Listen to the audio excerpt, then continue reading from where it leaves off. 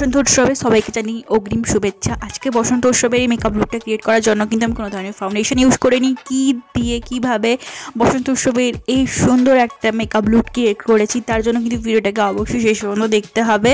তার আগে আমি Anisha, welcome back to my channel evergreen with Anisha. আজকে আমি তোমাদের সঙ্গে শেয়ার করতে চলেছি, বললাম যে বসন্ত উৎসবের মেকআপ লুকটা।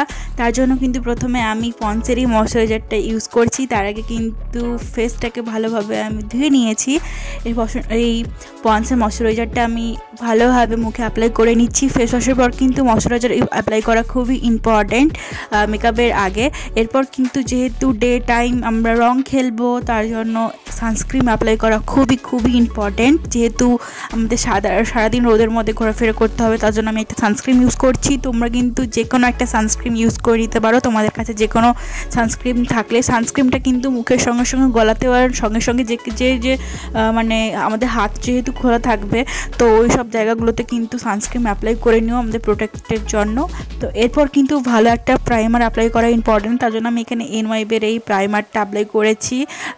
তোমরা চাইলে অন্য কোনো প্রাইমার ইউজ করে নিতে পারো। প্রাইমারটা কিন্তু খুবই ইম্পর্টেন্ট হোলির মেকআপের ক্ষেত্রে, কারণ যেহেতু হোলি কালার্স থাকবে অনেক, যাতে কালার্সটা যাতে আমাদের স্কিনের মধ্যে অবজার্ভ না হতে পারে, তার জন্য কিন্তু স্কিনটাকে খুব ভালোভাবে প্রোটেক্ট করে নিতে হবে। তার জন্য কিন্তু আমি এখানে প্রাইমার ইউজ করছি। তোমরাও কিন্তু মনে করে একটা ভালো প্রাইমার অ্যাপ্লাই করে নিও।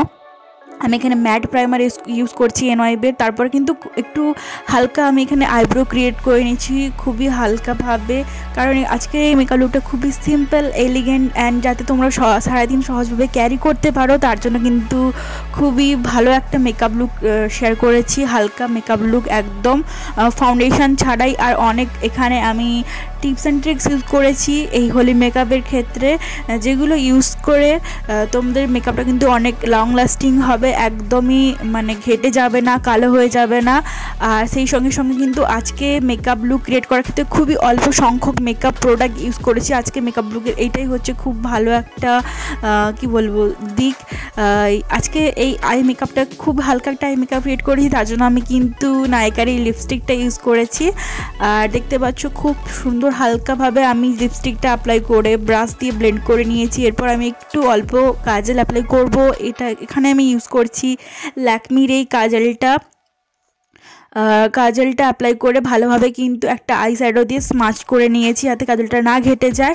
এরপর কিন্তু আজকের এই মেকআপ লুকটা ক্রিয়েট করার জন্য বেস্ট মেকআপ হিসেবে এই ফেয়ার অ্যান্ড লাভলি ক্রিমটা ইউজ করব। এই ফেয়ার অ্যান্ড লাভলি কিন্তু খুব ভালো, আমি বেশ কয়েকবার ইউজ করেছি, খুব ভালো রেজাল্ট পেয়েছি। দ্যাটস ওয়াই আমি এটা অ্যাপ্লাই করছি। ফেয়ার অ্যান্ড লাভলি ক্রিমটা জাস্ট আমাদের বিবি ক্রিমের মতোই একদম কভারেজ দেয়, লাইট কভারেজ দেয়। যাদের লাইট মেকআপ পছন্দ, যেহেতু বললাম আজকে আমি ডে টাইম হালকা একটা মেকআপ লুক ক্রিয়েট করবো, তার জন্য কিন্তু ফেয়ার লাভলিটা অবশ্যই খুব ভালো একটা তোমরা চুজ করতে পারো এটা।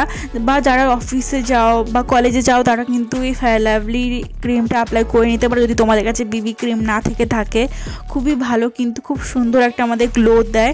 দেখতে পাচ্ছ, আশা করি আমার স্কিনটা খুব সুন্দর একটা গ্লো করছে। তোমাদের কাছে যদি ফেয়ার লাভলি না থেকে থাকে, তাহলে বিবি বা সিসি ক্রিম যদি থেকে থাকে, তাহলে ওটা অ্যাপ্লাই করে নিতে পারো।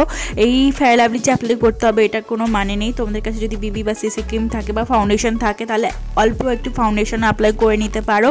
এরপর কিন্তু আমি একটা ড্যাম বিউটি ব্লেন্ডারের সাহায্যে ভালোভাবে সেই ফেয়ার লাভলিটাকে ব্লেন্ড করে নিচ্ছি, যাতে খুব আমার মুখে মানে সমস্ত জায়গায় ভালোভাবে ফেয়ার অ্যান্ড লাভলিটা ব্লেন্ড হয়ে যায়, কোনো জায়গায় যাতে না দাগ থেকে থাকে। বিউটি ব্লেন্ডারের সাহায্যে কিন্তু আমি ভালোভাবে ব্লেন্ড করে নিচ্ছি। এরপর কিন্তু আমি একটুখানি ব্লাশ ইউজ করছি। আজ কিন্তু কোনো ধরনের কনসিলার ছাড়াই মেকআপ লুক, কন্ট্রোল ছাড়াই। তো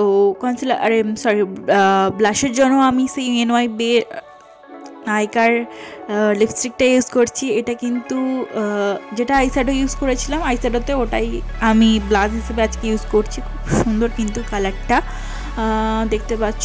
আর এরপর আমি এখানে হাইলাইটার ইউজ করব, অল্প একটু গ্লোই মেকআপ লুক ক্রিয়েট করছি তার জন্যই। তো সুইস বিউটি এই হাইলাইটারটা আমি ইউজ করছি, খুব ভালো একটা হাইলাইটার। আশা করি তোমরা বুঝতে পারছো কতটা পিগমেন্টেড এই হাইলাইটারটা। আর সেই সঙ্গে সঙ্গে আমি একটু চোখের আইলিডও অ্যাপ্লাই করে নিচ্ছি।